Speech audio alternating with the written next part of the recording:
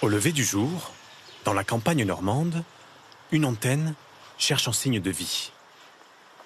Aux commandes, l'homme qui la dirige tend l'oreille dans le bruit du monde.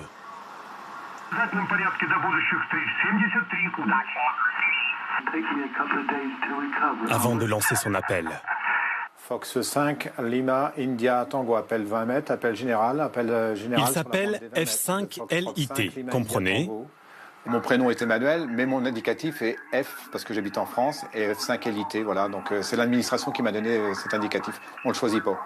Car pour avoir l'autorisation d'émettre, il faut une licence. Presque tous les matins, c'est le même rituel. Dans son atelier radio, il tente de joindre son ami Jacques à l'autre bout du monde.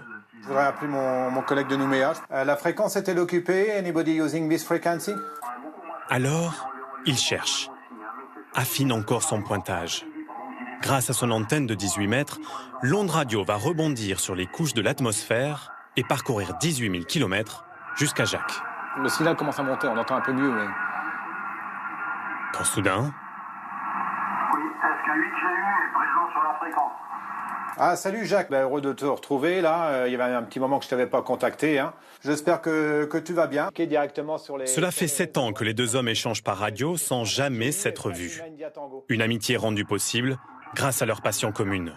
On parle d'Instagram, Facebook, TikTok, mais en fait, on était le premier réseau social. Pourquoi vous vous appelez pas par téléphone ou Internet ? Parce que il y a la magie des ondes, ça serait trop facile. Donc on aime cette propagation. C'est un challenge un peu de contacter quelqu'un à l'autre bout de la Terre. Et lorsque la magie opère, Emmanuel est capable de prouesses jusque dans l'espace. Sur l'étagère, une photo attire notre attention. Alors c'est Charles Brady, l'astronaute américain, que j'ai contacté en 1996. Et donc, à temps perdu, il mettait une antenne près du hublot et puis il contactait les radioamateurs. Et il vous a dit quoi ? Bienvenue à bord de Columbia, bonjour Emmanuel, je vous reçois 59, un report de modulation. Et puis voilà, le contact s'est arrêté, parce qu'il y avait d'autres personnes, et puis la navette disparaissait. En France, ils sont 15 000 à posséder ce savoir-faire. Et chaque année, 1500 d'entre eux se portent volontaires pour aider la sécurité civile lors de situations de crise. Quand il n'y a plus aucun moyen de communication dans les zones sinistrées, c'est à ces bénévoles qu'on fait appel. Aujourd'hui, c'est la DRASEC 77, l'association des radioamateurs de Seine-et-Marne, qui est missionnée sur le terrain pour un exercice grandeur nature. Un barrage risque de céder. Donc toute la station radio tient dans la mallette. On commence à installer tout le matériel, on va prendre des photos et envoyer les photos. En quelques minutes, plusieurs antennes radio sont montées. Aline est en charge de photographier le niveau de la Seine pour évaluer son débit. Même si aujourd'hui ce n'est qu'un entraînement à un scénario catastrophe, elle prend son rôle très au sérieux.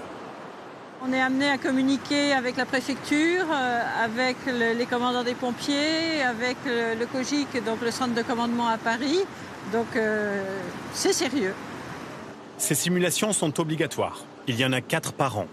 Mais ces dernières années, les tempêtes successives ont convaincu les préfectures de les passer à 1 par mois. C'est du matériel très sophistiqué, et donc il faut s'entraîner souvent si on veut garder la maîtrise. Tiens, je t'apporte les photos. Ok.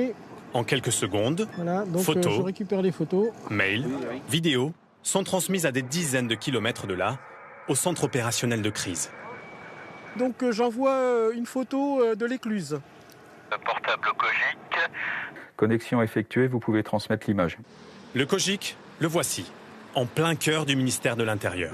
C'est le QG des radioamateurs au service de la sécurité civile. Image bien reçue, je déconnecte. Jean-François et Eric, les responsables des radioamateurs à Beauvau, transmettent les informations du barrage à l'état-major. Pour le colonel Joassard, la présence de ces techniciens en ministère est un atout.